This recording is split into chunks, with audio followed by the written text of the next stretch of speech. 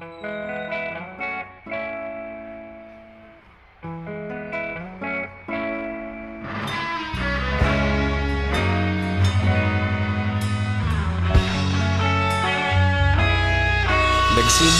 ang lahat sa eskwela, nagsama-samang 12 sa kalokohan at sa tuksuhan, hindi maawat sa isa't isa.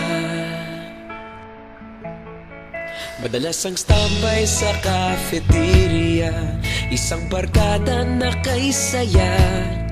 Laging may hawak-hawak na gitara, konting udyok lamang kakanta na. Kay simple lamang ng buhay nun, walang mabibigat na suliranin. Problema lamang laging kulang ang datong. Sana napunta ang panahon? Sana nga ba? Sana nga ba? Sana napunta ang panahon? Sana nga ba? Sana nga ba?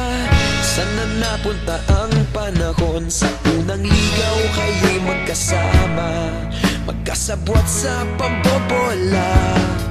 Walang sikreto kayong tinatago, okay sarap ng samahang barkada.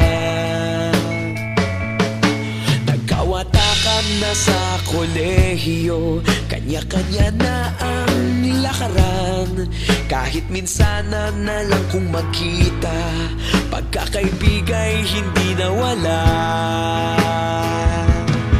At kung saan na napadpad ang ilan, sa dating eskwela meron ding naiwan.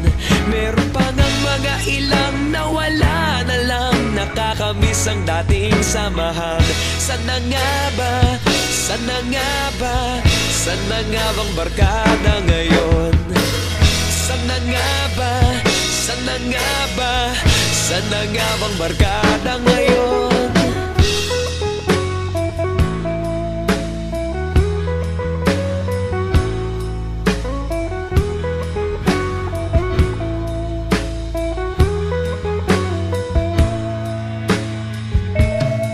Ilang taon din ang nakalipas, wala pa sa aming tatay na nagsusumikap upang yumaman at guminhawang kinabukasan.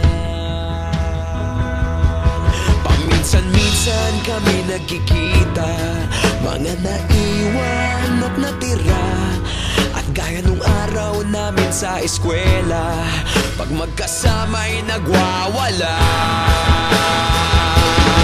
Napakahirap malimutan ang saya ng aming samahan.